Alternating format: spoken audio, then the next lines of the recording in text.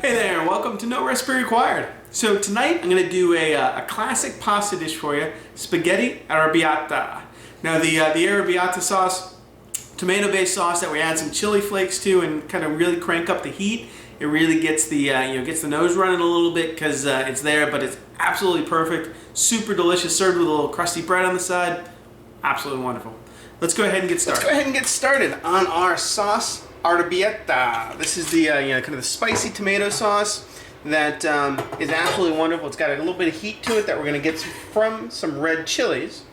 But we're going to start off like I do most tomato sauces, or spaghetti sauces anyway, with a little bit of onion and garlic and a nice few tablespoons of olive oil, good extra virgin olive oil. Going to season with salt and just kind of toss in the pan and let these wilt down for a few minutes, let the onions get nice and soft. Okay, so after my onions and garlic have softened up, it's time to add our chili flakes. Now, I'm going to add, it's probably just under a tablespoon. I find, you can go overboard. You got to kind of go with your own taste here. If you really like the spicy, fiery sauce, go ahead and add a little bit more.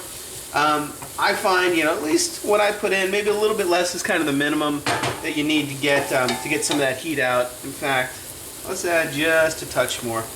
And I'm just going to let these go and kind of soften up, take some of that heat and activate the oils for about a minute and a half. And then we're going to go ahead and add a large can. What do we got here? I don't even know how many this is. I don't know. We'll call it a pound. It's more than a pound. 28 ounces of fresh tomatoes.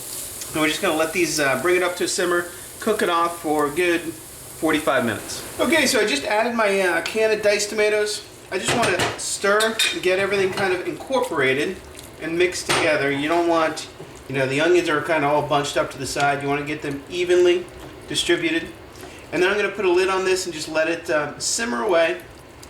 Let the tomatoes cook and break down for 45 minutes. You can go, frankly, you can go 5 hours on it if you really wanted to, but 45 is kind of the minimum. Okay, so after about 45 minutes or so, most of the tomatoes are soft. We're going to add a couple more ingredients. I'm going to hit it with a little bit of vinegar, just a couple tablespoons. Red wine vinegar. I happen to use a little sherry vinegar there. I'm going to throw in a good kind of 3/4 handful of fresh chopped basil. And then give your sauce a taste. If it's a little bit kind of tart or sour or too acidic, you can just add a little bit of sugar. Mine happens to be. And then you just want to kind of stir that in. You can you can certainly serve it now, or if you want to cook it, actually I would let that vinegar cook down for at least 10 minutes or so. Then you can serve it, or if you want to make it smoother, you can cook it longer, or if you're using kind of diced tomatoes like this, you can literally just take a potato masher, mash it up a little bit, and make a smoother sauce. Me, I'm going to let this go for about 45 more minutes. Let those flavors blend. The longer you go, the better it's going to be. Okay, so my sauce, I simmered for about an hour and a half. Maybe we're approaching 2 hours. It's nice and smooth. It's the consistency I want it. Like I said, you can always just kind of mash it up a little bit. It's gonna, if you want a smoother consistency. It's done. It's ready to go. I just dropped pasta, so we're going to put it all together in about 5 minutes. Well, no, pasta's going to take 10 minutes. Put it all together, and we're going to have our beautiful Arrabiata. Okay, so I just moved some of my sauce over to a smaller pan, just because I'm only making a small portion. One portion tonight, but I always make a bigger pot than I'm going to use, or more sauce than I'm going to use, and freeze it, because it freezes awesome, and it defrosts really quick. So I'm going to throw my pasta into my sauce. I always kind of toss it together like this. Make sure the the pasta absorbs, the flavor of that sauce. You can use kind of as much as you want, but you want to remember, this dish is as much about the pasta as it is the sauce. So you don't really want to overwhelm it. I'm going to add just a touch more maybe.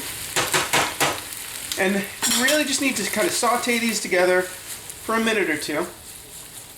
And once it all comes up to temperature, I like to do it at a nice high heat.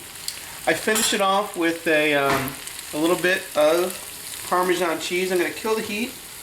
A little Parmesan cheese, a little extra glug of olive oil, And we're good to go. Let's go ahead and serve this up. We've got our pasta arrabbiata, or spaghetti arrabbiata. And I'm going to take it, pile it nice and high in my pasta bowl, as always. And again, if there's sauce kind of ends up down on the edges, you want to make sure you grab it. Toss it in there. And, you know, throw in a little basil on top, or some, certainly some more Parmesan cheese.